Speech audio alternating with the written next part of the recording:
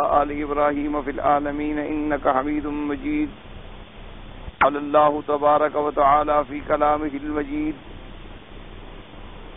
اعوذ باللہ من الشیطان الرجیم. بسم اللہ الرحمن الرحیم.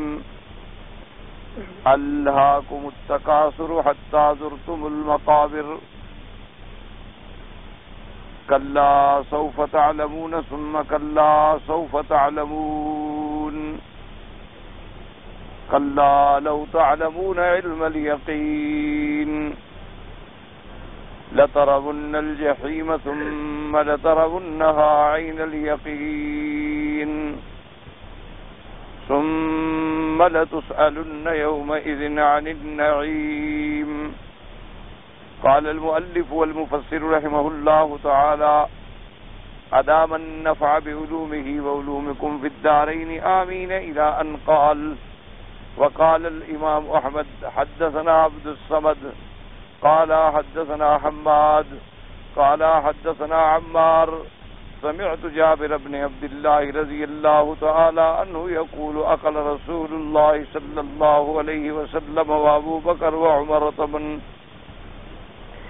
وشربوا ماء فقال رسول الله صلى الله عليه وسلم هذا من النعيم الذي تسألون عنه.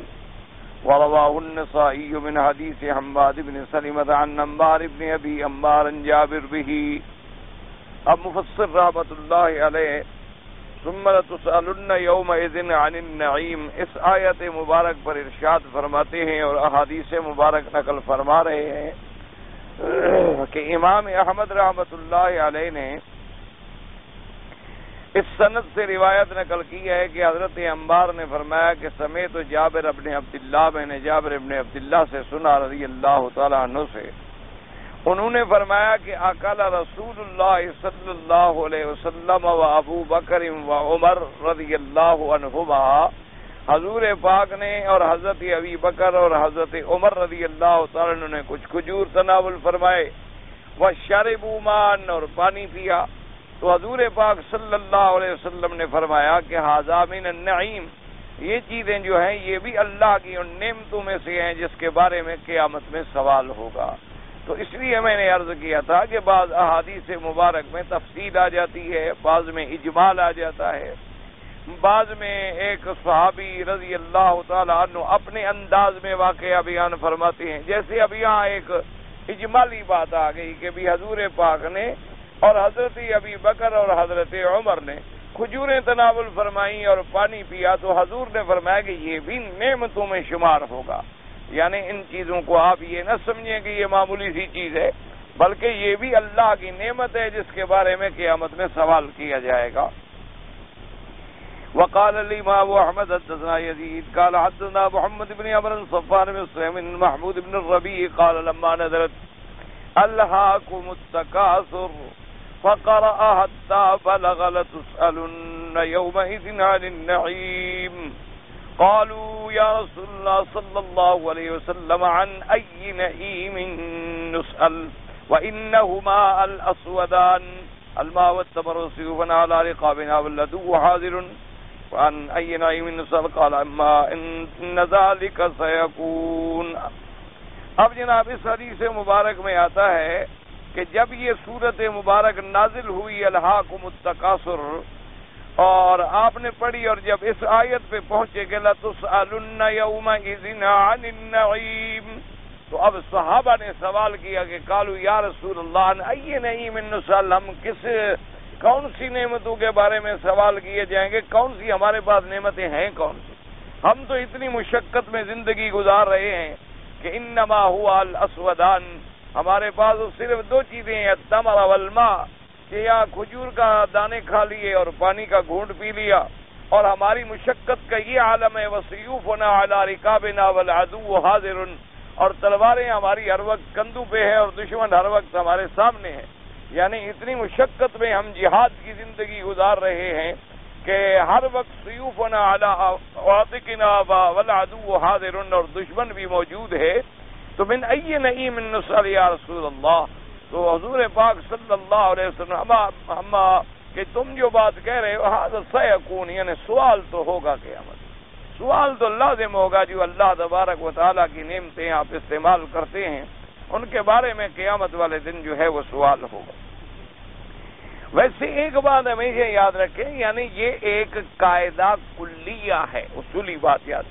یعنی اللہ تبارک و تعالیٰ نے چونکہ ہمیں ہر ذرہ بھلائی پہ اجر دینا ہے اور ذرے کے برابر برائی ہے تو اس پہ بھی جزا ملنی ہے. وَمَن يَعْمَلْ مِثْقَالَ ذَرَّةٍ خَيْرًا يَرَهُ وَمَن يَعْمَلْ مِثْقَالَ ذَرَّةٍ شَرًّا يَرَهُ. تو جب یہ ہوگا تو لازمی بات ہے کہ سوال جواب حساب کتاب تفصیل تو پھر ساری ہو. ہاں البتہ اب یہ علیحدہ بات ہے کہ اللہ تبارک و تعالی اپنی رحمت سے بغیر حساب کے معاف فرما دے تو اللہ کی مرضی ہے. اللہ تبارک و تعالی کی عنایت خاصہ ہے. اگر وہ چاہیں اپنے بندوں کو داخل فرمائیں جنت میں بغیر حساب کے، جیسے کہ حضور پاک صلی اللہ علیہ وآلہ آلہ وصحابہ وسلم تسلیما کثیرا کثیرا کی صحیح حدیث مبارک میں یہ بات موجود ہے کہ بی بی عائشہ رضی اللہ تعالی عنہا فرماتی ہیں کہ فقدت رسول اللہ صلی اللہ علیہ وسلم، میں نے حضور کو اپنے بستر پہ نہ پایا، اور میں جب بیدار ہوئی تو میرے دل میں خیال آ گیا کہ شاید حضور پاک کسی اور بیوی کے گھر میں تشریف لے گئے ہیں. تو میری غیرت اور حمیت نے یہ گوارا نہ کیا تو میں حضور پاک صلی اللہ علیہ وسلم کو ڈھونڈنے کے لیے اور تلاش کرنے کے لیے نکلی. تو میں نے دیکھا کہ حضور صلی اللہ علیہ وسلم باب البقیع الغرقد، مدینہ منورہ کا جو قبرستان ہے اس کے دروازے پہ کھڑے اپنے اللہ سے دعائیں کر رہے ہیں. تو بی بی فرماتی ہیں کہ میں بھی چھپ کے کھڑی ہو گئی کہ حضور کی دعاؤں میں شریک ہو جاؤں. اور جب حضور صلی اللہ علیہ وسلم کی دعا ختم ہونے کے قریب آئی تو بی بی صاحبہ فرماتی ہیں کہ میں جلدی سے دوڑی اور میں واپس آ گئی اپنے گھر. حضور صلی اللہ علیہ وسلم جب تشریف لائے تو آپ نے میرے سینے پہ ہاتھ رکھا اور فرمایا کہ عائشہ کہیں سے دوڑ کے آ رہی ہو؟ تو میں نے کہا ہاں یا رسول اللہ صلی اللہ علیہ وسلم، مجھے ایسے دماغ میں خیال آ گیا تھا کہ آپ کسی اور بیوی کے گھر میں گئے ہوں گے. تو میری غیرت کا تقاضا یہ تھا، میں اٹھی اور ڈھونڈنے نکالا. فرمایا عائشہ تمہیں اپنا خیال ہے اور میں اپنے خیال میں تھا، چھوڑو ان باتوں کو. تم نے فلاں قبیلے کی بکریاں دیکھی ہیں؟ تو بی بی صاحبہ نے فرمایا کہ ہاں دیکھی ہیں، ماشاءاللہ بہت بڑی بکریاں ہیں ان کے پاس. آپ نے فرمایا اللہ نے میری دعا سے ان بکریوں کے جتنے بال ہیں اتنی بندے میری امت سے بغیر حساب کے بخش دیے. تو اللہ تبارک و تعالی اب حضور کی امت میں سے اگر اتنے لوگ بغیر حساب کے بھی بخشے جائیں تو اللہ کے آگے کیا مشکل. اسی طریقے سے بعض احادیث مبارکہ میں صحیح روایات میں یہ ثابت ہے اور قرآن مقدس میں بھی اس کا اصل موجود ہے کہ بعض لوگ ایسے ہوں گے، حضور نے فرمایا کہ جن کا سوف یحاسب حسابا یسیرا، جن کا حساب جو ہے بڑا آسان ہوگا. تو بی بی صاحبہ نے پوچھا حضور پاک سے کہ حضور حساب آسان کا کیا معنی، یعنی حساب؟ آپ نے فرمایا نہیں، بس عرض گویا کہ پیشی ہوگی، حاضر ہوں گے اور معافی مل گئی بس. آپ نے فرمایا منو کے شاہ عذبا، اگر سوال شروع ہو گیا کہ تم نے یہ کیوں کیا پھر سمجھو کہ عذاب آ گیا. پھر تمہارا کون ہے جو بچ سکتا ہے؟ پھر تو اس کے بعد منو کے شاہ عذبا، اگر مناقشہ شروع ہو گیا کہ تم نے یہ کام کیوں کیا یا یہ کام کیوں نہیں کیا تو سمجھے کہ پھر تو عذاب آ گیا. ورنہ اللہ تبارک و تعالی چاہیں تو بغیر حساب کے داخل فرما دے. اسی طرح ایک صحیح حدیث مبارک میں ہے حضور صلی اللہ علیہ وسلم نے فرمایا کہ میری امت میں سے ایک جماعت ایسی ہوگی جو جنت میں داخل ہوں گے اور بغیر حساب کے داخل ہوں گے. تو صحابہ رضوان اللہ علیہم اجمعین فرماتے ہیں کہ ہم حیران ہو گئے اور ہم آپس میں مذاکرہ کرنے لگے کہ بھائی وہ کون لوگ ہوں گے شان والے جو بغیر حساب کے داخل ہوں گے؟ شاید وہ لوگ ہوں گے جنہوں نے کبھی کفر نہیں کیا اور بالغ ہوئے اور فوراً اسلام لے آئے. بعد نے کہا کہ بھی وہ حضور پاک کی جماعت ہو. بعد نے فرمایا کہ وہ ایسے لوگ ہیں بعد میں جو آئیں گے اور اس کے بعد اسلام پہ قائم رہیں. تو حضور صلی اللہ علیہ وسلم نے فرمایا کہ یہ وہ لوگ ہوں گے جو آگ کا داغ نہیں لگوائیں گے، اور یہ وہ لوگ ہوں گے لا یتشامون لا یتطیرون، جو یہ پرندے اڑتے ہیں ان سے یہ لیتے ہیں آج کام ہوگا اور آج نہیں ہوگا، ایسی باتوں میں نہیں پڑیں گے. اور حضور صلی اللہ علیہ وسلم نے فرمایا کہ جو لوگ جو ہیں یہ کاہن اور منجمین اور عرافین کی باتوں کی تصدیق نہیں کریں گے اور ہر کام میں اپنے اللہ اور اپنے رب کا سہارا اور توکل کریں گے، فرمایا وہی لوگ ہیں جو جنت میں بغیر حساب کے داخل ہوں۔ اس لیے ہمیشہ یاد رکھیں کہ یہ معاملہ اپنی جگہ ہے، یعنی نظام تو اپنی جگہ ہے نا، کہ اللہ تبارک و تعالی اپنے بندے سے ایک ایک ذرے کے بارے میں پوچھیں گے کہ بھی تم کو ہم نے پانی دیا، تم کو ہم نے سایہ دیا، تم کو ہم نے صحت دی، تم کو ہم نے کھجوریں کھلائیں، اس کے بعد جو تمہیں طاقت آئی تو تم نے اس کو کہاں خرچ کیا؟ لیکن اگر وہ اپنی مہربانی سے معاف فرما دیں، ان کی مرضی ہے۔ جیسے مثلا آپ ایک آدمی کو ملازم رکھتے ہیں کہ بھئی آپ نے 8 گھنٹے ڈیوٹی کرنی ہے اور 2000 ریال تنخواہ دوں گا۔ اب جب وہ مہینے کے بعد آتا ہے، آپ کہتے ہیں یار 3000 دے دو، تو اب 2000 طے ہے، 3000 کوئی طے تو نہیں تھا، لیکن اگر آپ نے اپنی مہربانی سے بڑھا دیا ہے تو کوئی بات نہیں۔ اس لیے اللہ تبارک و تعالیٰ اپنی نعمتوں سے اگر معاف فرما دے، جیسے صحیح حدیث میں آیا کہ ایک عورت نے صرف کتے کو پانی پلایا تو اللہ نے معاف فرما دیا، ایک عورت نے بلی کو باندھا تو جہنم میں چلی۔ اس لیے ہمیشہ یاد رکھا کریں کہ قاعدہ، قواعد جو ہیں، ضوابط جو ہیں، احکام جو ہیں، دفعات جو ہیں، وہ تو یہ ہے۔ اب اگر اللہ اپنی مہربانی اور رحمت کا کوئی معاملہ فرمائے تو ان کی مرضی ہے، اگر وہ چاہیں تو ایک چھوٹی سی بات پہ پکڑ لیں اور معاف فرمائیں تو بڑے سے بڑے مجرم کو بھی معاف فرما دیں۔ اس لیے حضور نے فرمایا کہ جہاں تک سوال کا تعلق ہے، ما ان ذالک سیکون، سوال تو بھائی ہوگا۔ وقال احمد حدثنا ابو عامر عبد الملك بن عمرو قال حدثنا عبد الله بن سليمان قال حدثنا معاذ بن عبد الله بن حبيب النبي عن امه قال كنا في مجلس فطلع علينا النبي صلى الله عليه وسلم وعلى راسه يصرما فقلنا يا رسول الله سنراك طيب النفس قال اجل قال ثم خاض الناس في ذكر الغنى فقال رسول الله باس بالغنى لمن اتق الله والصحة لمن اتق الله خير من الغنى وطيب النفس من النعيم۔ اب اجناب اس حدیث مبارک میں آتا ہے حضرت معاذ ابن عبداللہ ابن حبیب اپنے باپ یعنی عبداللہ ابن حبیب سے روایت کرتے ہیں، وہ اپنے چچا سے روایت کرتے ہیں، قال كنا في مجلس، ہم ایک ایسی مجلس میں تھے، فطلع علينا النبي صلی اللہ علیہ وسلم، حضور صلی اللہ علیہ وسلم تشریف لے آئے۔ یہ یعنی ادب اور محبت کے لفظ ہوتے ہیں، کیونکہ ایسا بھی کہہ سکتے تھے کہ جاء رسول اللہ صلی اللہ علیہ وسلم، اور اس طرح اور بھی الفاظ مبارک ہیں، لیکن یہ لفظ گویا کہ طلوع پہ دلالت کرتے ہیں کہ جیسے چاند نکلا ہو، جیسے چاند ہمارے سامنے آ گیا ہو۔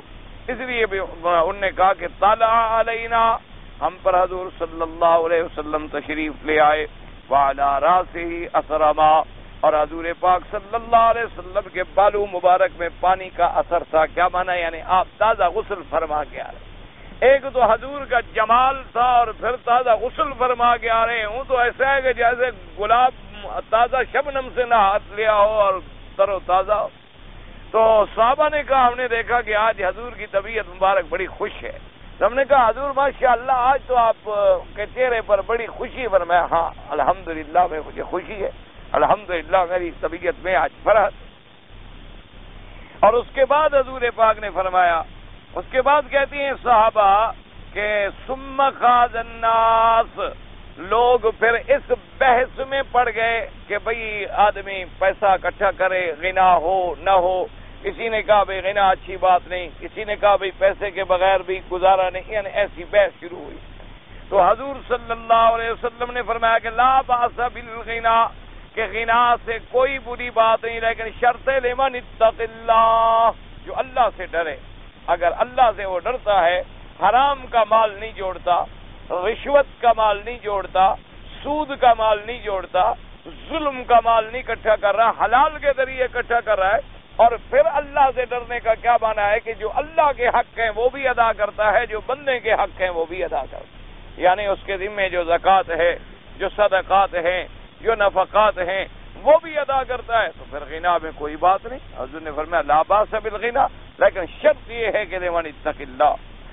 اسی طرح آپ نے فرمایا والصحہ، آپ نے فرمایا کہ سب سے بڑی بات جو ہے وہ صحت ہے، لمن اتق اللہ خیر من الغنا، آپ نے فرمایا کہ اگر صحت ہو آدمی کے پاس اور اللہ سے ڈرنے والا ہو تو وہ غنا سے بھی بہتر ہے، کہ دولت کو کیا کرے گا اگر دولت ہے اور صحت نہ ہو۔ اگر سیت ہے اور اللہ سے ڈرنے والا ہے، گناہوں سے بچنے والا ہے، معاصی سے بچنے والا ہے، حرام سے بچنے والا ہے، تو سیت بہت بڑی نعمت ہے۔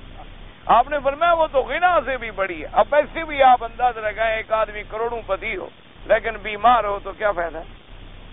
ایک آدمی کے پاس ماشاءاللہ کروڑوں ڈالر ہوں اور وہ مریض ہو تو کیا کرے گا؟ ان ڈالروں کو تو نہیں کھائے گا، اس پیسے کو تو نہیں کھائے گا۔ اس لیے اصل بات جو ہے وہ صحت ہے۔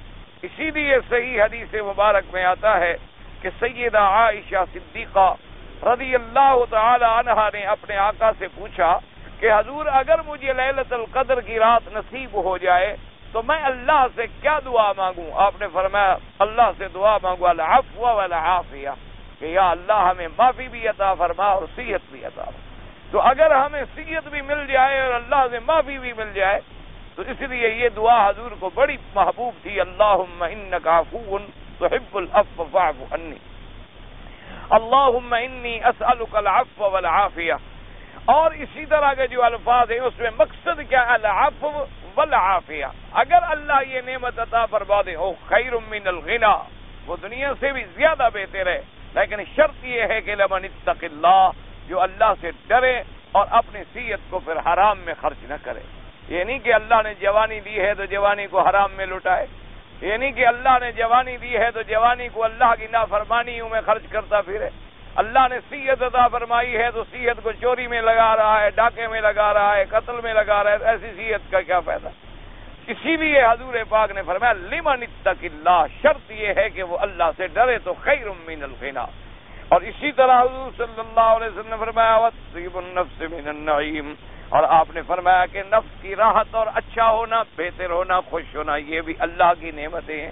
کیونکہ آپ نے نہیں دیکھا ہے کہ کبھی بالکل غریب آدمی ہوتا ہے لیکن خوش ہے، ماشاءاللہ جب بھی دیکھو ہنس رہا ہے، اور کبھی ماشاءاللہ کروڑوں پتی امیر آدمی ہوتا ہے، جب بھی دیکھو بیچارے کے چہرے پہ غم ہے اور حزن ہے اور پریشان ہے، اور ہر وقت جب بھی ملو مصیبتوں میں پڑا ہوا ہے، بھئی کیا حال ہے، خیر بس جی دعا کریں، بڑی بڑی پریشانی۔ اس کے مقابلے پہ غریب آدمی ہے، اسی کا ملازم ہے، مزدور ہے، دروازے پہ کھڑے ہونا ماشاءاللہ خوش کھڑا ہے، اپنا ایک سوکھی روٹی کھا کے بھی خوش ہے۔ تو آپ نے فرمایا خوشی جو ہے یہ بہت بڑی نعمت ہے جو اللہ نصیب فرما دے، کہ اللہ تبارک و تعالی کسی کو اطمینان قلب، راحت قلب اور خوشی نصیب فرما دیں تو یہ بہت بڑی عظیم نعمت ہے۔ تو آپ نے فرمایا یہ بھی اللہ کی نعمتوں میں سے ہے، اور مقصد کیا ہے کہ ہر نعمت کے بارے میں قیامت میں سوال ہوگا۔ رواہ ابن ماجہ نبی بکر نبی شیبۃ خالد بن مخلد عبد اللہ بن سلیمان به وقال الترمذی حدثنا عبد بن حمید قال حدثنا شباب عبد الله بن علاء عن الضحاك بن عبد الرحمن بن ارزب الاشعري قال سمعت ابا هريره رضي الله تعالى عنه يقول قال النبي صلى الله عليه وسلم ان اول ما يسأل عنه يعني يوم القيامة العبد من النعيم ان يقال له الم نصح لك بدنك ونرزقك من الماء البارد تفرد به الترمذي ورواه ابن حبان في صحيحه من طریق الولید بن مسلم من عبد اللہ بن العلاء بن زبیر به۔ اس حدیث سے مبارک میں آیا ہے حضرت ابی ہریرہ رضی اللہ تعالیٰ عنہ فرماتی ہیں کہ قیامت والے دن سب سے پہلے جو بندے سے سوال کیا جائے گا وہ اس کی صحت کے بارے میں ہوگا۔ اللہ فرمائے کہ الم نصح لک بدنک، ہم نے تمہیں تندرست نہیں بنایا، تمہیں صحت نہیں دی تھی، کہ ہم نے تمہیں لنگڑا نہیں بنایا، ہم نے تمہیں اندھا نہیں بنایا، ہم نے تمہاری دونوں ہاتھ پاؤں ختم نہیں کر دیے، ہم نے تمہیں صحت مند بنایا، تو تم نے کہاں اپنی اس جوانی اور صحت کو خرچ کیا ہے؟ اور اسی طرح فرمایا کہ کیا ہم نے تم کو ٹھنڈا پانی نہیں عطا فرمایا؟ کیونکہ پانی سے بھی تو زندگی ہے نا، پانی کے بغیر تو کوئی چیز زندہ رہ نہیں سکتی، کیونکہ ہر چیز کی زندگی جو اللہ نے بنائی ہے اس کا تعلق پانی سے ہے۔ وَجَعَلْنَا مِنَ الْمَاءِ كُلَّ شَيْءٍ حَيٍّ، اللہ نے فرمایا اسی پانی سے ہم نے ہر چیز کو زندہ کیا ہے۔ اور دوسری بات یہ ہے کہ آدمی پانی کے بارے میں یعنی خیال نہیں کرتے، معمولی سی بات سمجھتے، پیا پیا پھینک دیا، بچ گیا ڈال دیا، بچ گیا سڑک پہ ڈال دیا، بچ گیا چلو چھوڑو یار اب گلاس میں آدھا چھوڑ دو، کیا ہے۔ ان چیزوں کے معمولی سمجھنا جو ہے اللہ کی نعمتوں کو، ان کے بارے میں بھی سوال ہے۔ اس لیے فرمایا اب یاد رکھو بعض حدیثوں میں آتا ہے کہ پہلے نماز کے بارے میں سوال ہو، اچھا، بعض حدیثوں مبارک میں آتا ہے کہ سب سے پہلے قتل کے بارے میں سوال ہوگا جس آدمی نے ناحق قتل کیا ہوگا، اور اس حدیث میں آیا کہ سب سے پہلے صحت کے بارے میں سوال ہوگا۔ تو یہ تعارض نہیں ہوتا، معاملہ یہ ہوتا ہے کہ ہر چیز کے قسمیں علیحدہ ہیں، معاملات علیحدہ ہوں گے، عبادات علیحدہ ہوں گے، اور فرائض علیحدہ ہوں گے، واجبات علیحدہ ہوں گے۔ تو اب حقوق اللہ علیحدہ ہوں گے، حقوق العباد علیحدہ ہوں گے۔ تو اللہ کے حقوق میں سب سے پہلے نماز کے بارے میں سوال ہوگا، بندوں کے حقوق میں سب سے پہلے قتل کے بارے میں سوال ہوگا، انسان کی اپنی ذاتی بدنی نعمتوں میں سب سے پہلے صحت کے بارے میں سوال ہوگا۔ تو لہذا یہ تمام احادیث مبارکہ جو ہیں وہ حق ہیں، اور تمام احادیث مبارکہ جو ہیں ان میں کوئی تعارض نہیں۔ مثلا ایک آدمی ہے، چلو ایک انسان کی زندگی میں قتل ہے ہی نہیں تو اس سے قتل کا کیا سوال ہوگا؟ ایک آدمی کی زندگی کے اندر ڈاکہ چوری فساد ہے ہی نہیں، اس نے زندگی اس سے کیا سوال ہوگا؟ ایک آدمی نے مثلا کبھی الحمدللہ نماز چھوڑی ہی نہیں، تو ہر آدمی کے احوال کے مطابق اور ہر آدمی کے نامہ اعمال کے مطابق، اور پھر اعمال چونکہ علیحدہ علیحدہ ہوتے ہیں، عبادات مالیہ، عبادات بدنیہ، حقوق اللہ، حقوق العباد، تو اس کے مطابق پھر ان چیزوں کے بارے میں سوال کیا جائے۔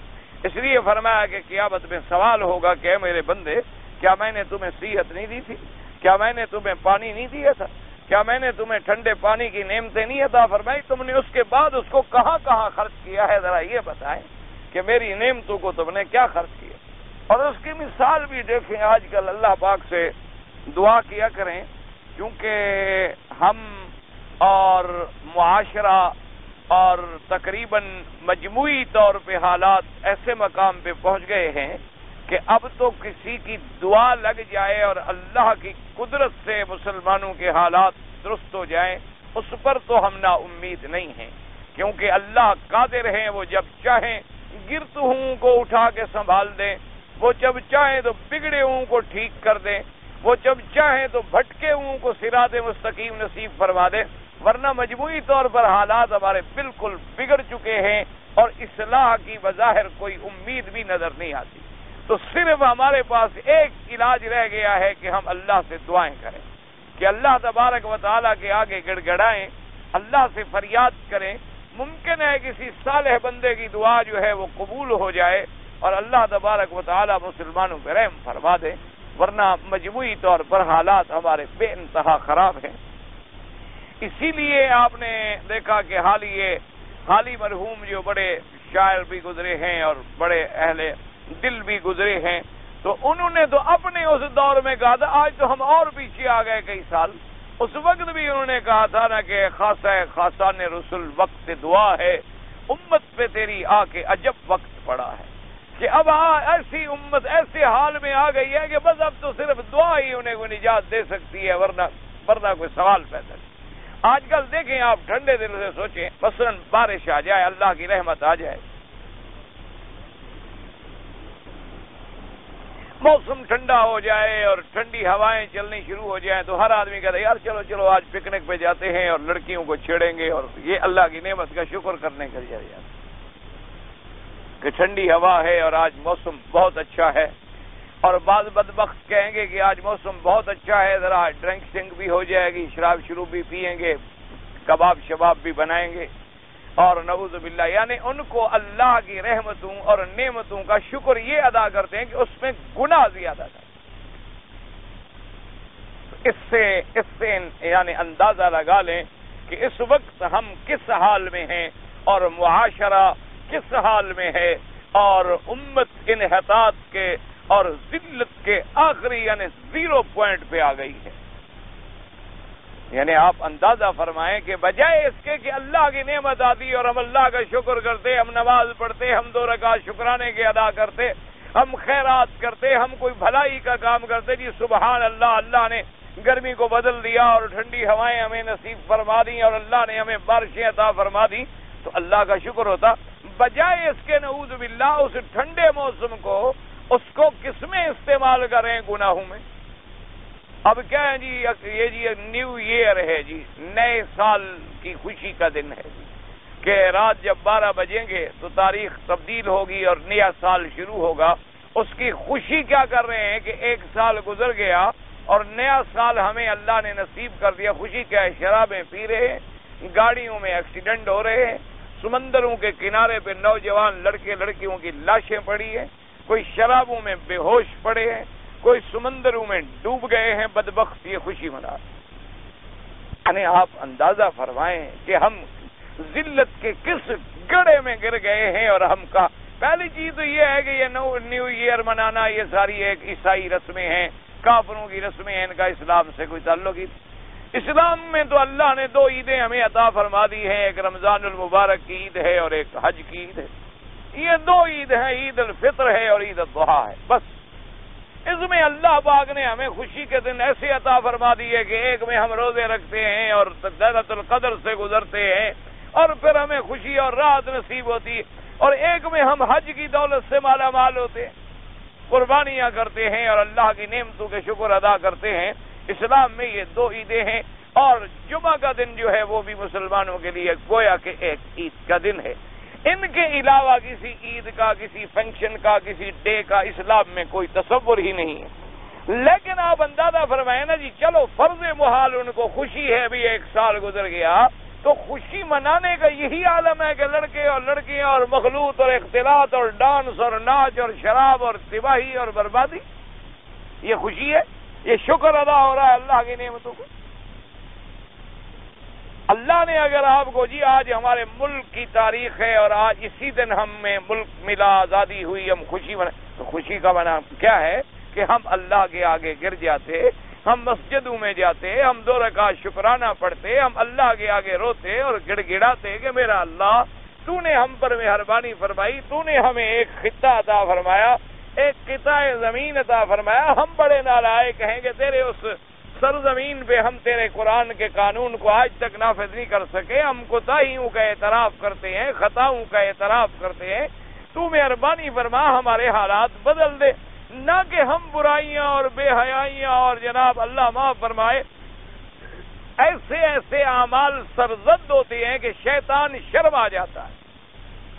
شیطان خود بھاگ جاتا ہوگا، وہ کہے گا بھی میری تو اب ضرورت ہی نہیں، یہ تو میرے بھی استاد ہیں، انہوں نے تو میرے بھی کان قطر ڈالے ہیں، اب مجھے کیا ضرورت ہے خام خواہ ان کو خراب کر دیں. شیطان کو ڈر ہوتا ہوگا کہ کہیں یہ مجھے نہ گمراہ کر دیں، یہ میرے بھی استاد ہیں اور شیخ ہیں ماشاءاللہ، یہ اتنا آگے چلے گئے. میرے خیال میں یہ تو ابلیس نے بھی کبھی نہیں سوچا ہوگا کہ کسی آدمی اپنی ماں کو بیوی بنا کے لے آؤ. ابلیس لعین کو بھی یہ خیال نہیں گزرا ہوگا کہ ہے ماں بیوی بنا کے لے آؤ. چلو جھوٹ بولا کاغذ میں، لیکن آخر کیا کہہ رہے ہو ماں کو؟ بھئی جس ماں کے پیٹ سے ہم پیدا ہوئے، ایک طرف وہ کہتا ہے دیکھو جی میری والدہ نہیں آ سکتی تھی، میں نے تو ماں کی بڑی خدمت کی، ان کے لیے ایسا کیا. او بھائی جب تم نے ماں کے لیے اتنا بڑا جھوٹ بولا اور اپنی والدہ کا اتنا مقدس رشتہ ہے اور اس کو تم کتنی گری ہوئی مقام پہ لے آئے، ایسی نیکی کرنے کا کیا فائدہ؟ تم وہ نیکی کرو جو تمہارے بس میں ہو. تو اس لیے دعا کیا کرو. اب ہمارے حالات خراب ہو گئے، اللہ تبارک و تعالی سے دعا کریں اللہ مسلمانوں کے حال پہ رحم فرمائیں. اللہ تبارک و تعالی عالم اسلام کو کہر مذلت سے نکال لے، ورنہ آپ دیکھ رہے ہیں کہ روزانہ سینکڑوں نہیں ہزاروں مسلمان بیٹیوں کی عصمتیں تاراج ہو رہی، ہزاروں روزانہ، ایک دن میں ہزاروں بیٹیوں کی عصمتیں تاراج ہوتی ہیں. ایک دن میں ہزاروں مسلمانوں کے بچوں کو ظلم کر کے تحت کر دیا جاتا ہے، مار دیا جاتا ہے.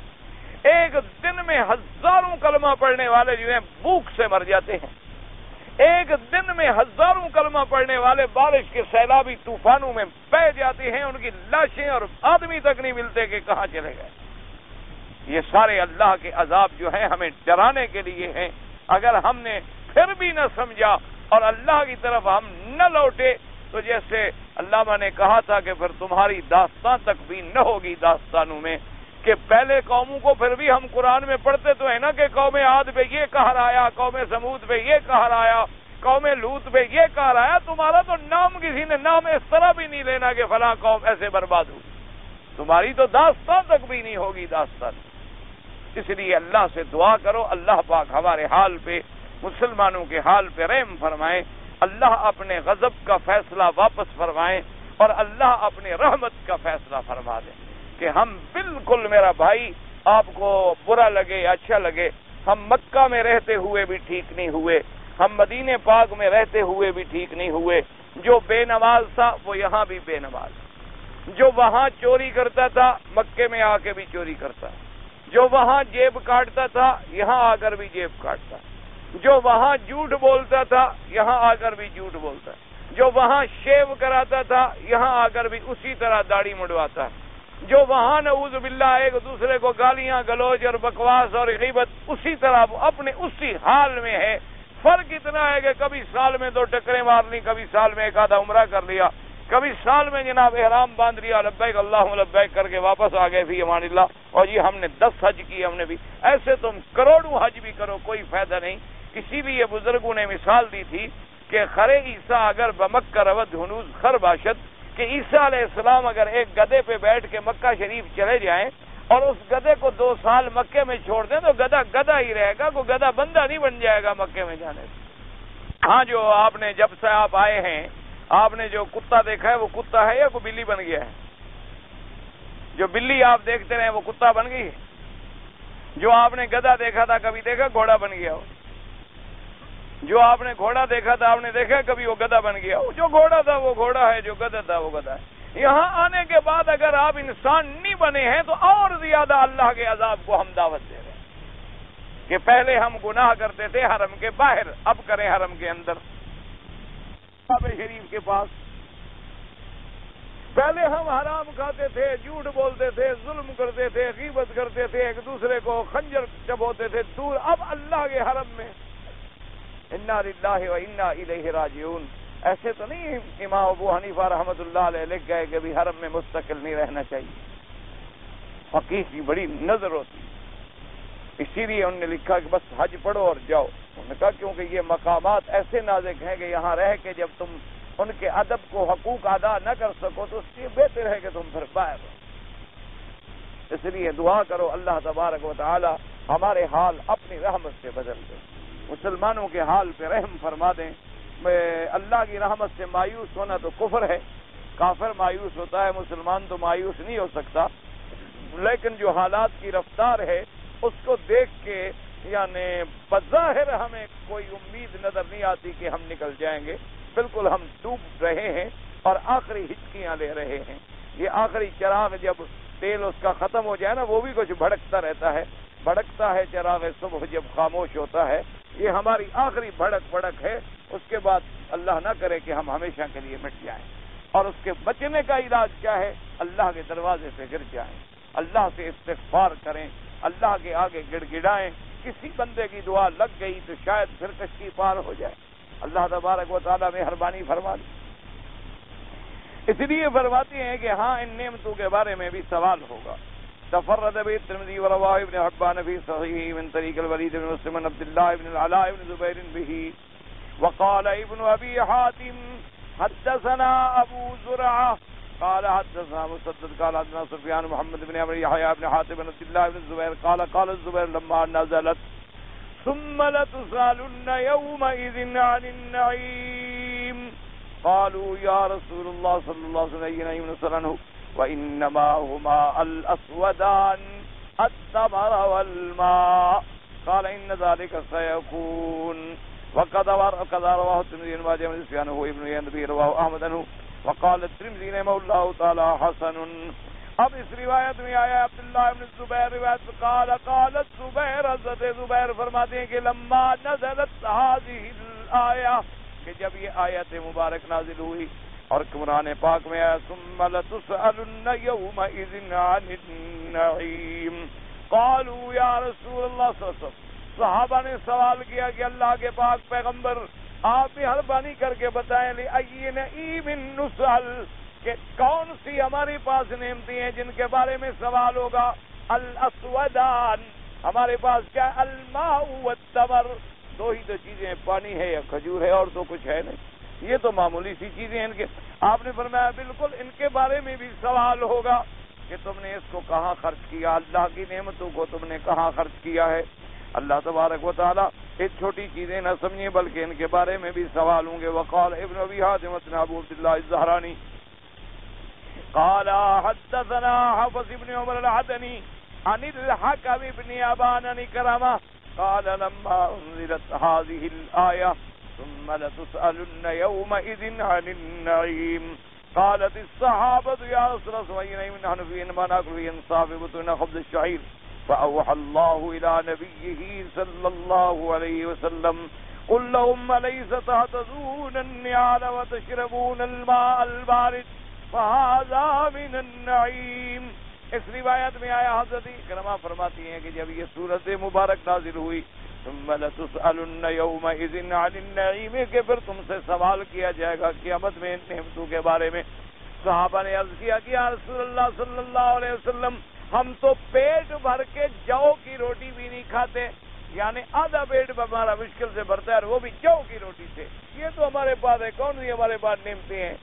اللہ پاک نے فرمایا میرے پاک پیغمبر اوحى اللہ الی نبیہ صلی اللہ علیہ وسلم، اللہ نے وحی بھیجی فرمایا کہ اپنی جماعت سے فرمائیں کہ کیا تم کو ہم نے جوتا نہیں دیا پہننے کے لیے کہ جوتے پہن کے زمین پہ چلتے ہو، تمہارے پاؤں محفوظ ہیں، اور ہم نے تمہیں ٹھنڈے پانی کی نعمت نہیں دی، یہ بھی نعمتیں ہیں، ان سے کے بارے میں بھی سوال ہو۔ اب جناب اسی سے آپ اندازہ لگا لیں کہ ایک جگہ تو ایسا ہوتا ہے کہ جناب ایک آدمی کے 100 جوڑے جو ہیں جوتے پڑے ہوتے ہیں، اور آج کل تو یہ بھی خیال ہوتا ہے کہ میرے کپڑے کون سے ہیں اور جوتے کا میچنگ ہو جائے میرے سوٹ کے ساتھ، کہ اگر میرے سفید لباس ہے تو اسی طرح ہو، اور اگر کریم کلر میں ہے تو اس طرح ہو، اور فلاں ہو تو فلاں ہو۔ یعنی اب تو جوتوں کے اندر بھی رنگ دیکھے جاتے ہیں اور کپڑوں کے رنگ دیکھے جاتے ہیں اور میچ دیکھے جاتے ہیں۔ اور ایک جگہ یہ عالم ہے کہ اللہ کی مخلوق جو ہے وہ اسی شدید تپتے ہوئے اس دنوں کے اندر بھی پتھروں پہ بغیر جوتے کے بیچارے چل رہے ہیں، ان کے پاس کھانے کو نہیں تو جوتا کہاں سے خرید لیں؟ جب ایک آدمی کے پاس ایک لقمہ منہ میں ڈالنے کے لیے نہ ہو تو وہ بیچارہ جوتے کہاں سے لے آئے؟ میرے بھائی ان چیزوں کی نعمت تب ہوتی ہے جب آدمی کے پاس وہ نعمت چلی جاتی۔ اب دیکھو نا ہماری آنکھیں ہیں الحمدللہ، ہمیں قدر نہیں ہے، ایک دن ایک آنکھ بند ہو جائے پھر دیکھو تمہیں قدر ہوگی کہ آنکھ کی کیا قیمت۔ اللہ نے ہماری انگلیاں بنائی ہیں 5، ایک انگلی ٹوٹ جائے پھر دیکھو کہ انگلیوں کی کیا قدر ہے۔ اللہ نے ہمیں پاؤں عطا فرمائے ہیں، ذرا چوٹ لگ جائے پھر دیکھو جناب پلستر چڑھے ہوئے ہیں اور رسیاں لگی ہوئی ہیں اور ریڑیوں پہ بٹھا بٹھا کے بندے پکڑ پکڑ کے گھسیٹ رہے ہیں، پھر پتہ لگتا ہے نا بندے کی اللہ کی نعمت کیا تھی۔ اللہ تبارک و تعالیٰ کی ان نعمتوں کی قدر تب معلوم ہوتی ہے جب اللہ وہ نعمتیں چھین لیتے ہیں۔ آج تیری جیب میں پیسے ہیں تمہیں کیا پتا ہے؟ اس دن آدمی کو پتہ چلتا ہے جب جیب میں کوئی پیسہ نہ ہو۔ ایک پیسہ بھی جیب میں نہ ہو تو پھر آدمی سوچتا ہے کہ کاش آج میرے پاس اتنے پیسے تو ہوتے میں روٹی خرید لیتا، کم از کم میں پانی خرید لیتا، پانی ہی پی لیتا، کوئی بوتل ہی پی لیتا، پھر جا کے قدر ہو۔ اسی لیے حکم ہے شریعت میں کہ اگر اللہ نے تمہیں نعمتیں دی ہیں اور تم فروٹ لائے ہو گھر میں تو فروٹ کھا کے ان کے چھلکے جو ہیں ہمسائے کے گھر کے آگے نہ پھینکا کرو، کیونکہ ہو سکتا ہے کہ تیرے غریب ہمسائے کو خریدنے کی جرت نہ ہو اور وہ ان کو دیکھے اور ان کے دل سے کوئی ٹھنڈی آہ نکل جائے، یا پھر اللہ توفیق دے تو ان کو بھی تھوڑا بہت دے دیا کرو تاکہ اللہ تبارک و تعالی تمہاری اس نعمت کے اندر بھی زیادہ سے زیادہ برکت عطا فرمائیں گے۔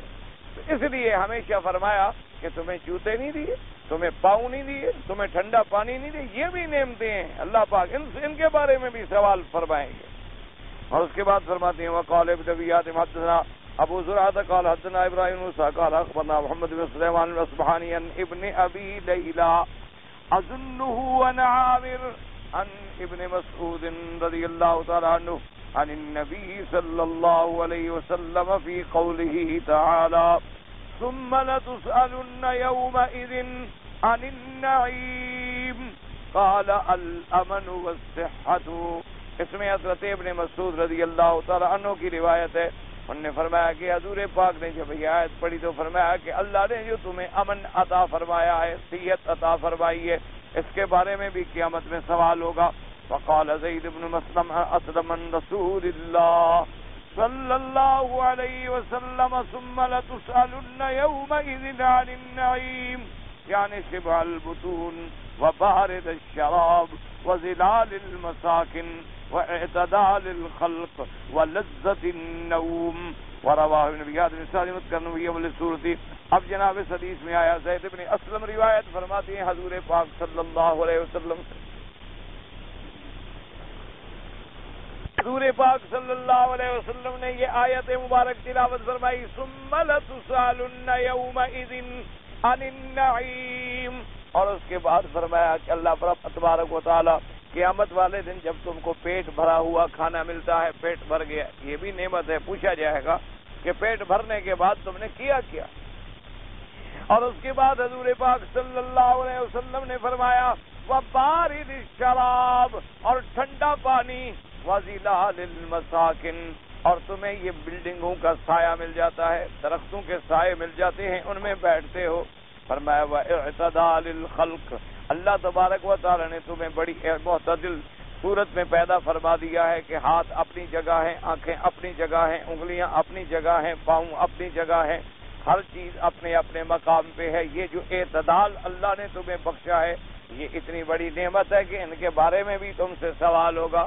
ابھی دیکھو نا، یہ اللہ نے آنکھیں آنکھوں کی جگہ، اگر یہ آنکھ ذرا یہاں آ جائے، آپ نے دیکھا نا، اللہ نہ کرے دعا مانگا کرو، ہم تمہارے لیے آپ ہمارے لیے. اسی طرح تو گاڑی چلتی رہتی ہے نا، کسی کی دعا لگ گئی اللہ نے کام فرما دی.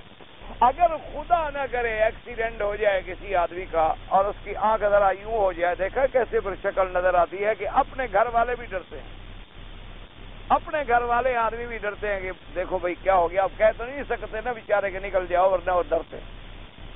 اگر خدا نہ کرے اللہ تبارک و تعالی رحمت فرمائے ایک انگلی ٹوٹ جائے، پھر دیکھو کیا حالت. ایک انگلی تو خیر بڑی نعمت ہے، اگر ایک ناخن ذرا کٹ جائے نا تو کئی دن تک آدمی جو ہے اپنا ہاتھ سیدھا نہیں کر سکتا. آپ لکھ نہیں سکتے، آپ کھا نہیں سکتے. اب جناب سارے کام الٹے ہاتھ سے کر رہا ہے، کھانا بھی اسی سے کھا رہا ہے، استنجا بھی اسی سے کر رہا ہے، ہر کام کیا کرے جی. دایاں ہاتھ تو جی چوٹ لگ گئی ہے جی، وہ پلستر چڑھا ہوا ہے جی، میں کیا کروں، اس کو تو میں استعمال ہی نہیں کر سکتا. پھر جا کے پتہ چلتا. اچھا اب ہمیں سائے کی کوئی قدر نہیں ہوتی، لیکن این شدید گرمی میں آپ آ رہے ہوں، آگے اگر معمولی سا دیوار کا بھی سایہ مل جائے، پھر دیکھیں اس سائے کی کتنی قیمت ہے، پھر اس سائے کی کتنی قدر. آپ نے دیکھا نہیں جب حج کے دنوں میں ماشاءاللہ اللہ تبارک و تعالیٰ کی رحمت سے یہاں انسانوں کا ایک سمندر لہریں لے رہا ہوتا ہے، جمعہ پڑھنے کے لیے آتے ہیں نا، باہر جو لوہے کی پلیں بنی ہوئی ہیں نا، ان کے نیچے بھی اگر مصلی ڈالنے کی جگہ مل جائے تو آدمی کہتا ہے سبحان اللہ، یار بڑی اچھی جگہ مل گئی، آج تو مزے آ گئے. ماشاءاللہ آج تو جناب ہم گئے اور ماشاءاللہ سائے میں جا کے بیٹھ گئے. لوہے کا سایہ اور لکڑی کے سائے کے نیچے اگر صرف مصلی ڈالنے کی بھی جگہ مل جائے، اس وقت سائے کی قدر ہوتی. لیکن قدر اس وقت ہوتی ہے جب وہ چیز نعمت بڑی مدتوں کے بعد اور مشکلوں کے بعد ملے. اللہ کی نعمتوں کی قدر نہیں ہوتی. جیسے کہ ایک بزرگ نے واقعہ لکھا ہے کہ ایک بادشاہ ایک دفعہ شکار پہ جا رہے تھے، تو انہوں نے اللہ کی نعمتیں سمجھانے کے لیے واقعہ لکھا. انہوں نے لکھا کہ وہ جب گئے شکار پہ جا رہے تھے اور راستے میں دیکھا وہ ایک جانور ہوتا ہے نا جی، گندا سا، جو گندگی اٹھا کے چلتا رہتا ہے. اللہ تبارک و تعالیٰ معاف فرمائے، بارہ انہوں نے جب دیکھا تو نفرت سے اس کو پاؤں مارا اور کہا یار یہ کیا بلا ہے، اتنی گندگی. اب یعنی اپنی گندگی کو اکٹھا کر کے اٹھا کے سر پہ رکھے ہوئے ہے اور چل رہا ہے. اس کو خدا پیدا نہ کرتے تو کوئی دنیا میں انقلاب آ جاتا، کیا ہو جاتا. اگر یہ ایک ذلیل قسم کا حقیر قسم کی چیز جو ہے اگر یہ پیدا نہ ہوتی تو کیا بگڑ جاتا. یعنی اللہ کی ایک طرف تو اللہ کی تقدیر پہ اعتراض تھا نا، اللہ جو بھی پیدا کرتے ہیں اس کی حکمت ہے. اللہ تبارک و تعالی نے جو چیزیں پیدا فرمائی ہیں اس کی حکمت ہے. خیر بہرحال انہوں نے لکھا کہ مدت گزر گئی، بات آئی تھی، نکل گئی دماغ سے. بادشاہوں کو باتیں کہاں یاد رہتی، بڑے لوگوں کو یاد کہاں رہتی ہیں باتیں، بات بھول گئی. بادشاہ کے پاؤں پہ کوئی چوٹ لگی ہے، خدا جانے پھوڑا نکلا، کیا ہوا. ساری دنیا کے طبیب عاجز آ گئے دوائیں کر کے، اب پھوڑا ٹھیک ہی نہیں ہوتا. تو بادشاہ بڑا پریشان. آخر بادشاہ ہو اور پاؤں ٹھیک نہ ہو تو اب جوتے کیسے پہنے، محفلوں میں کیسے جائے، مجلسوں میں کیسے جائے، معمولی سی بات ہے، پھر بندے کو پتہ لگتا ہے. تو ایک دن پھر اسی طرح کسی طرح دریا کے کنارے پہ کھڑے تھے اور ایک فقیر گزرے. تو انہوں نے غور سے جو دیکھا بادشاہ کے پاؤں کو، تو بادشاہ نے کہا تم کیوں دیکھتے ہو؟ اس نے کہا میں طبیب ہوں، حکمت شکمت کرتا رہتا ہوں، سنیاسی قسم کا آدمی ہوں. تو اس نے کہا یہ پاؤں میرے کا زخم ٹھیک نہیں ہوتا. اس نے کہا بادشاہ ٹھیک ہو سکتا ہے, ایک جانور ہوتا ہے وہ جو گندگی اٹھا کے پھرتا ہے, اگر وہ مل جائے تو میں ابھی مرہم بنا دوں گا, یہ ٹھیک ہو جائے. بادشاہ نے حکم دیا کہ جی ساری اب فوج دوڑو اور ڈھونڈو. اب جناب جس کو کہتے تھا کہ اس کو پیدا کرنے کی کیا ضرورت ہے, ہم خود بیٹھے ہوئے انتظار میں اور ساری دنیا اس کو ڈھونڈ رہی ہے اور لگی ہوئی تلاش کر رہی ہے اور ڈھونڈ رہی ہے. ڈھونڈتے ڈھونڈتے کئی پکڑ کے لے آئے, اور جب آیا تو اس نے اس سے کچھ بنایا, مرہم یہ جو کچھ بھی اس کو طریقہ آتا ہوگا اور لگایا, 2 دن میں ٹھیک ہو گئے. تو اس نے کہا بادشاہ سلامت, یہ وہی چیز ہے جس کے بارے میں آپ نے کہا تھا کہ اللہ اس کو پیدا نہ کرتا تو کیا ہو جاتا. تو آج دیکھا ہے تم نے, اسی چیز کا اللہ نے تمہیں محتاج کر دیا. تو لہذا کبھی آدمی یہ نہ سمجھے کہ جی یہ تو معمولی چیز ہے, اور جی کیا ہے جی معمولی سی بات ہے, یہ فلاں بات ہے جی میں نے اگر ایک بات منہ سے کر دی معمولی سی بات. اور یہی معمولی بات, اس زبان جو ہے اسی معمولی بات سے کبھی پھانسی پہ پہنچا دیتی ہے اور کبھی تخت پہ بٹھا دیتی ہے. اس لیے اللہ تبارک و تعالیٰ کی نعمتوں کا لحاظ کیا کریں. تو حضور پاک نے خود نعمتیں شمار فرمائیں. آپ نے فرمایا کہ دیکھو تمہیں دیواروں کا سایہ جو ملتا ہے یہ بھی نعمت ہے, تمہیں ٹھنڈا پانی ملتا ہے یہ بھی نعمت ہے, تمہیں پیٹ بھر کے کھانا مل رہا ہے یہ بھی اللہ کی نعمت ہے, اور تمہیں اللہ نے کیسا معتدل الخلق اور معتدل القامہ احسن تقویم میں بنایا ہے یہ بھی اللہ کی نعمت ہے. اور فرمایا ولذت النوم, اور نیند کی جو لذت ہے یہ بھی اللہ کی نعمت ہے. ان سے پوچھو نا جن کو نیند نہیں آتی, ان سے پوچھو نا بیچارے نیند کے لیے گھبراتے ہیں, پاگلوں کی طرح پھرتے ہوتے ہیں, کیا ہے جی نیند نہیں آ رہی جی 2 دن سے 3 دن سے جی نیند نہیں آ رہی. ان لوگوں سے پوچھے نیند کی قیمت کیا ہوتی ہے. اس لیے فرمایا یہ بھی اللہ کی نعمتیں ہیں اور ان کے بارے میں بھی سوال ہوگا. وقال سعید بن جبیر رضی اللہ تعالی عنہ حتی ان شربت عسل وقال مجاہد کل لذت من لذات الدنیا. اب اس روایت میں آتا ہے کہ سعید بن جبیر رحمت اللہ علیہ فرماتے ہیں کہ عسل یعنی شہد کی شربت یہ بھی اللہ کی عظیم نعمتوں میں سے.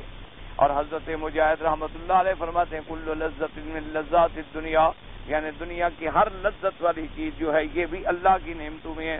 وقال الحسن البصری من النعیم الغداء والعشاء, انہوں نے فرمایا کہ اللہ دوپہر کی روٹی نصیب کریں, رات کی روٹی نصیب کریں, یہ بھی اللہ کی نعمتیں ہیں.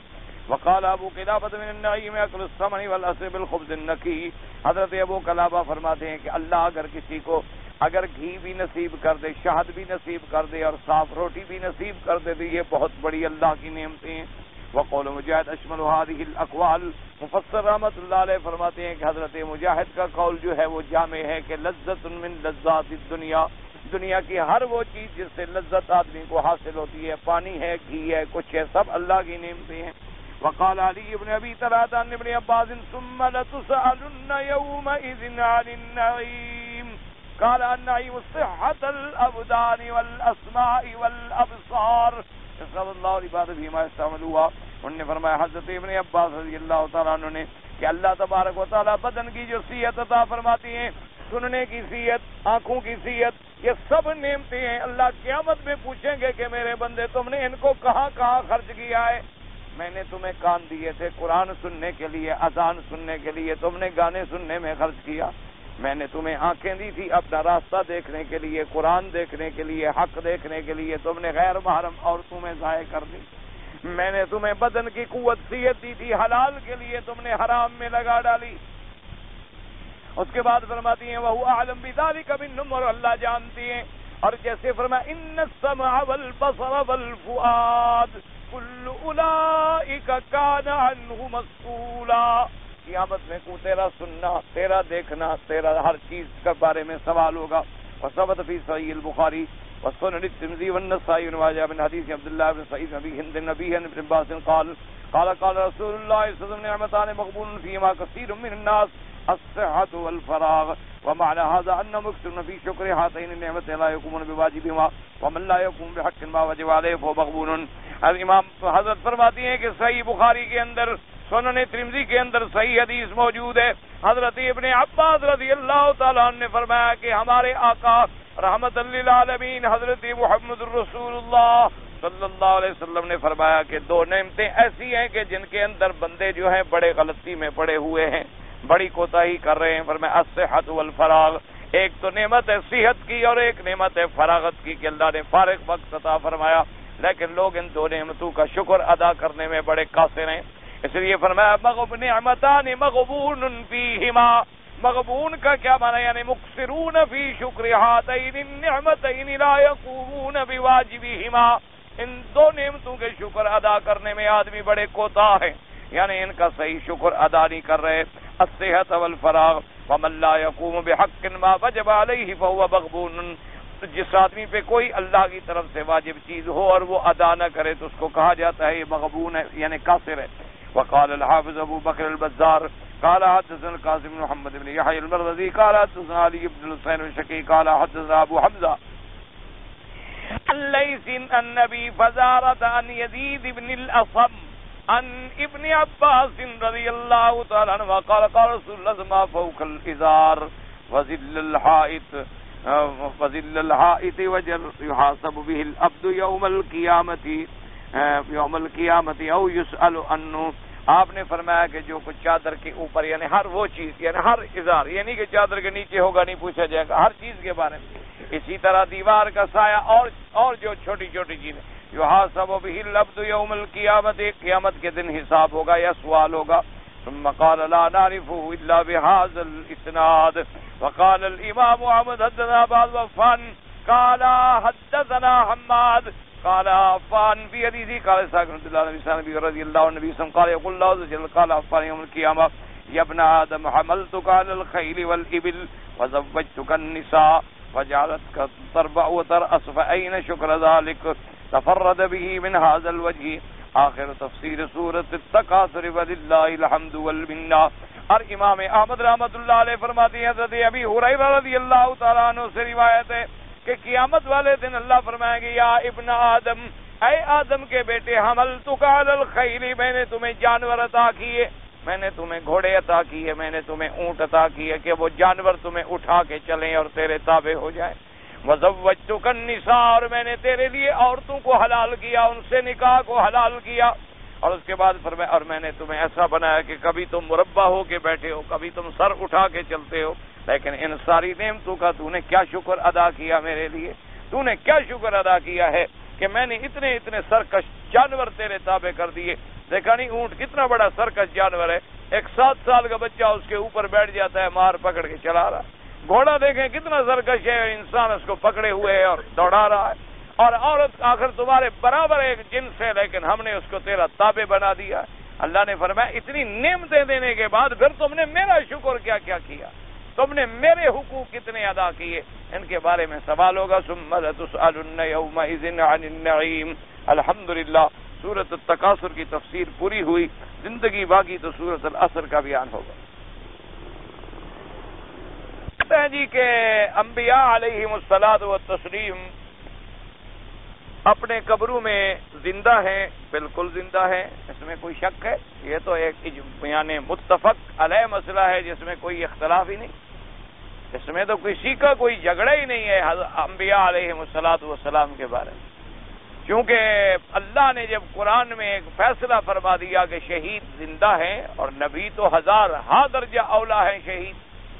اور اسی طرح حضور پاک نے فرمایا کہ میں نے موسیٰ علیہ السلام کو دیکھا کہ اپنی قبر میں نماز پڑھ رہے. تو اسی طرح صحیح احادیث مبارک میں آتا ہے کہ جب مجھ پہ سلام پڑھا جاتا ہے تو اللہ پاک میرے روح مبارک کو لوٹاتے ہیں اور میں جواب دیتا ہوں. ابھی داؤد کے اندر یہ حدیث صحیح موجود ہے. اور اس لیے باقی وہ حیات جو ہے حیات برزخ ہے، وہ عالم برزخ سے تعلق رکھتی ہے، کیونکہ یہ عالم دنیا ہے، وہ عالم برزخ ہے، اس کے بعد پھر عالم آخرت آئے گا. اس لیے اب حیات دنیا میں ہمارے لیے تکالیف یعنی کیا، نماز، روزہ، کھانا پینا، حج، لیکن قبر کے اندر یہ باتیں نہیں ہوں. اسی طرح پھر عالم آخرت والی حیات جو ہے وہ پھر حیات کامل ہوگی. یہ درمیان والا جو معاملہ ہے یہ برزخ ہے، عالم غیب سے تعلق رکھتا ہے. جتنی چیز قرآن اور حدیث سے ثابت ہے اس پر ہمارا ایمان. باقی انبیاء علیہم السلام سے جا کے درخواست کرنا، سوال کرنا یہ منع ہے. سوال صرف اللہ کی ذات سے کیا جاتا ہے کہ جب انبیاء علیہم السلام نے اپنی زندگی میں بھی سوال صرف اللہ سے کیا ہے تو ہم کیسے ان سے سوال کریں؟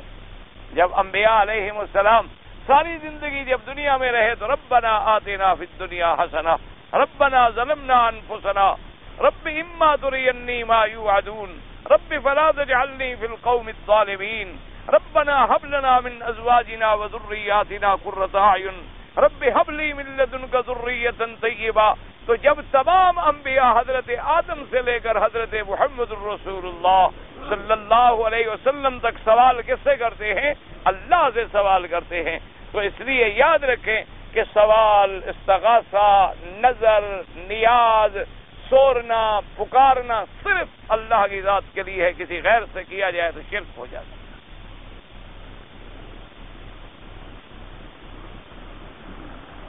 اگر کسی نے اپنی سالی سے زنا کیا تو اس کا نکاح جو ہے قائم رہے گا. نکاح کیوں ٹوٹے گا؟ مجھے آخر آپ یہ سمجھائیں. یعنی جرم تم نے کیا، سزا عورت بھگتے، نکاح اس کا ٹوٹ جائے. یہ عجیب بات ہے، عجیب یعنی منطق ہے اور عجیب اگر بھائی ویسے یعنی نعوذ باللہ زنا بہت بڑا جرم ہے، گناہ کبیرہ ہے. اور پھر اگر کسی قریبی رشتہ دار سے کیا جائے تو اور گناہ بڑھ جاتا ہے. ہمسائے کی کسی لڑکی یا عورت سے اور گناہ بڑھ جاتا ہے. گناہ کے اندر تو کوئی شبہ نہیں، گناہ کبیرہ اللہ پاک بچائے. لیکن نکاح علیحدہ چیز ہے، یہ گناہ علیحدہ چیز ہے. گناہ کرے سالی سے نکاح ٹوٹے بیوی کا، بیوی نے کیا گناہ کیا؟ ایک تو تم نے ظلم کیا اور نکاح بھی اس کا کیا، یعنی اب اس کو بھی تم چھٹی کرنا چاہتے ہو. ہاں یہ علیحدہ بات ہے کہ اب نیت سالی سے خراب ہو اور پہلی بیوی والے نکاح کو تم خود ختم کرنا چاہتے ہو تو طلاق دے دو، جان چھڑاؤ، دوسرا نکاح کرو. تو خامخواہ کے لیے مسئلے تو نہ بناتے پھرے نا. نکاح علیحدہ چیز ہے، زنا علیحدہ چیز ہے. اللہ پاک معاف فرمائے. نکاح تب ٹوٹتا ہے جب کفر ہو جائے یا ایسی بات ہوتی ہے، اللہ معاف فرمائے، جیسے کہ ماں کے ساتھ یا ایسے معاملات میں شہوت سے کسی نے کہہ دیا یا اس نے بیٹی کو، یا اس قسم کے واقعات. ورنہ سالی سے ایسے بات نہیں ہے. بچے کی پیشاب لگی تو بچے کی پیشاب لگے تو دھونا چاہیے. بہرحال احناف کے نزدیک دھونا ضروری ہے، پیشاب سے اجتناب کرنا ضروری ہے. اگر کسی نے فجر کی نماز نکل گئی، ظہر کے وقت ہو گیا، اذان ہو گئی تو ظہر کی نماز پڑھ کے پھر قضا کر لے. اگر پہلے وقت موجود ہے تو فجر کی قضا کر لے، پھر ظہر پڑھ لے.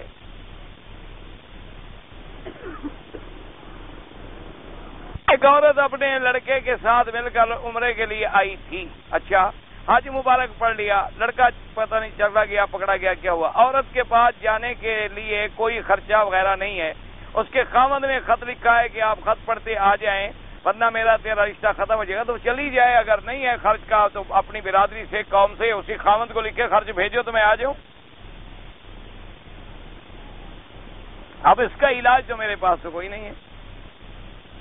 اگر ایک آدمی مر گیا ہے، بہرحال اصول یہ ہوتا ہے کہ اگر کوئی آدمی فوت ہو گیا، اس کے ذمے نمازیں تھیں، دعا کرو اللہ بخشش فرما دے. لیکن بعض علماء احناف نے لکھا ہے کہ اگر اس کے ورثاء اس کی طرف سے فدیہ ادا کر دیں تو اللہ تبارک و تعالی قبول فرمائیں گے اور معافی مل جائے گی. اور اسی طرح جیسے کہ ایک یعنی صدقہ فطر کے برابر، یعنی 2.25 سے یا 2 کلو، آج کل تو 3 کلو جو ہے وہ زیادہ بہتر ہے. حضور کے روضے پر السلام علیک یا رسول اللہ پڑھنا بالکل جائز ہے، بالکل پڑھنا چاہیے. غسل کا طریقہ یہ ہے میرے بھائی کہ پہلے تو آدمی اپنے بدن کا حصہ دھو ڈالے، یعنی استنجا کر لے، یوں سمجھ لے.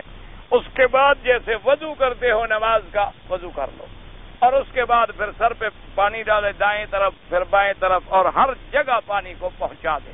اگر نیچے جگہ صاف ہے اسی وقت پاؤں دھو لے. اگر نیچے مٹی والی جگہ ہے تو سارا کچھ نہا کے بعد میں پاؤں دھو ڈالے. غسل بھی ہو گیا، وضو بھی ہو گیا. وضو کا پانی جیسے وضو کرتے ہو ناک میں بھی نہیں ڈالے گا، منہ میں ہی ڈالے گا. جب وضو کی بات آ گئی تو بات ختم ہو گئی. مدرسہ تعلیم الاسلام مدرسۃ البنات کے لیے، ہاں بھائی میرا بھائی گزارش یہ ہے کہ چندے کا جہاں تک تعلق ہے، چندہ تو میں کرتا بھی نہیں ہوں الحمدللہ، اور اللہ مجھے محفوظ رکھے.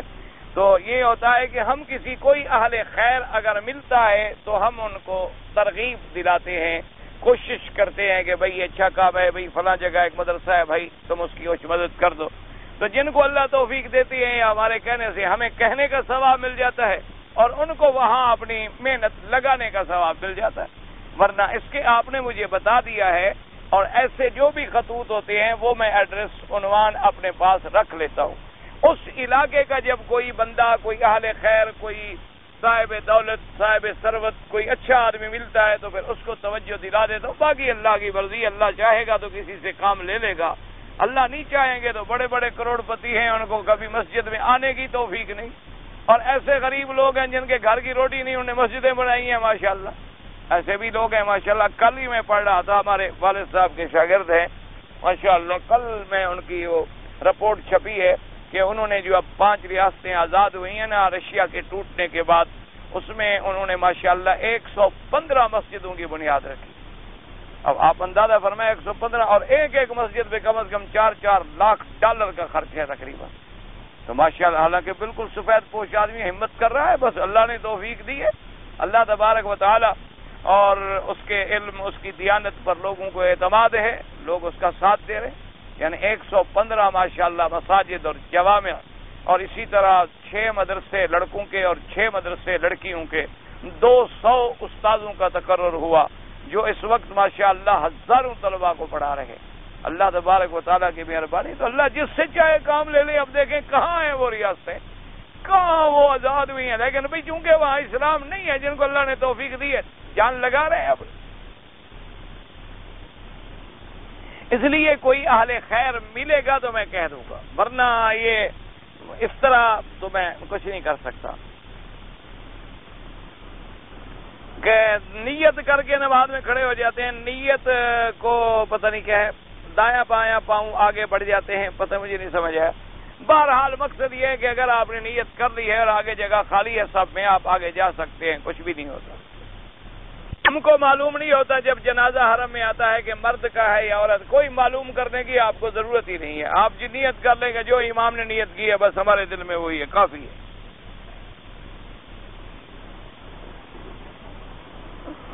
اگر ایک آدمی کو حرم میں لایا گیا باکس میں بند کر کے، جیسے ایئر ٹائٹ صندوق بنا کے لاتے ہیں لوگ، یہاں اس کا جنازہ ہو گیا، پھر اس کو اپنے ملک میں بھیجا گیا تو اس کا دوبارہ جنازہ پڑھا جائے، کوئی ضرورت نہیں، ایک دفعہ جنازہ ہو گیا کافی ہے۔ اگر کوئی دوبارہ پڑھ لے تب بھی کوئی منع نہیں ہے، کوئی ایسا مسئلہ نہیں ہے، ایک دعا ہی کرنی ہے نا۔ اگر ہم غیر مقدہ پتہ نہیں کیا کیسے لکھ رہے ہیں اللہ کے بندوں، غیر مؤکدہ، وہ کاف نہیں ہے، دوسرا کاف ہوتا ہے، سنتیں پڑھ رہے ہیں تو جب چوتھی رکعت میں اٹھے تو سبحانک اللہ نہیں، چوتھی رکعت میں سبحانک اللہ نہیں پڑھا جاتا ہے، چوتھی رکعت میں آپ صرف فاتحہ پڑھیں گے اور سورت پڑھیں گے۔ واللہ تعالی اعلم علمہ وتم۔ اللهم صل على سيدنا محمد وعلى آل سيدنا محمد وبارك وسلم۔ یا اللہ یا رحمان یا رحیم یا حی یا قیوم یا ذا الجلال والاکرام۔